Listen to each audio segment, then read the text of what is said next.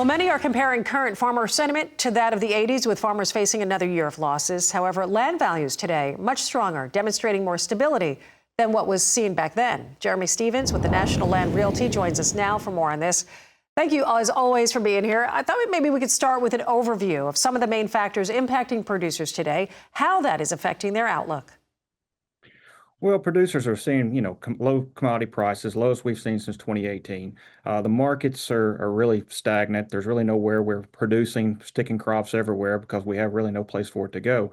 So with producers having all these crops there that's really not moving, they're getting low prices. Financial standpoints are becoming a little bit more stringent. So from the land standpoint, where do they go? You mentioned the 80s. I went to work at Farm Credit back in the late 90s, early 2000s. So a lot of my mentors were actually in the middle of it, of the 80s. And the difference between the 80s and today is back then, there was very little equity. The equity was gone and they had carryover debt after year. So eventually the land had to be sold to pay the debt. We're in a position now where most landowners have a lot stronger equity position than they did back in the 80s. But if we continue down this path where we are, where every year producers are losing money, landowners are losing money, they eat up that equity every year, we could see the 80s come back. Jeremy, I wanted to ask you how important it is to know your local market, especially in today's economic climate. And I know that it changes from region to region.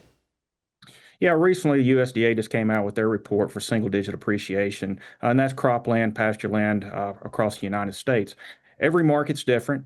Some markets are very, very strong, so you're seeing still some slight appreciation. High-end farmland, highly improved farmland is definitely going to be on that side of it. The marginal farmland is probably falling off a lot faster than what others are, but overall it's relatively flat, which is really surprisingly with the strong prices or stable prices, I should say, not strong, but stable prices we've had in the market with the downturn of agricultural economy. Any advice for what farmland owners should do now?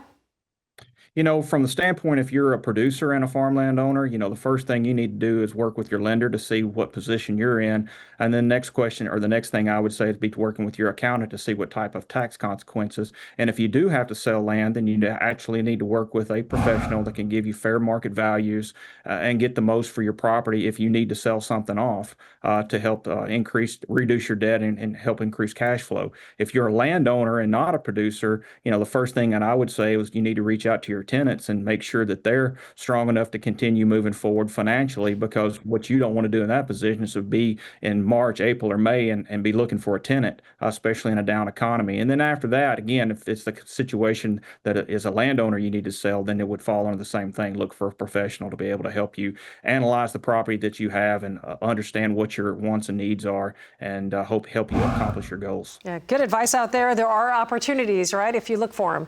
Jeramy Stephens with National Land Realty. We appreciate you joining us. Thank you, Jeremy.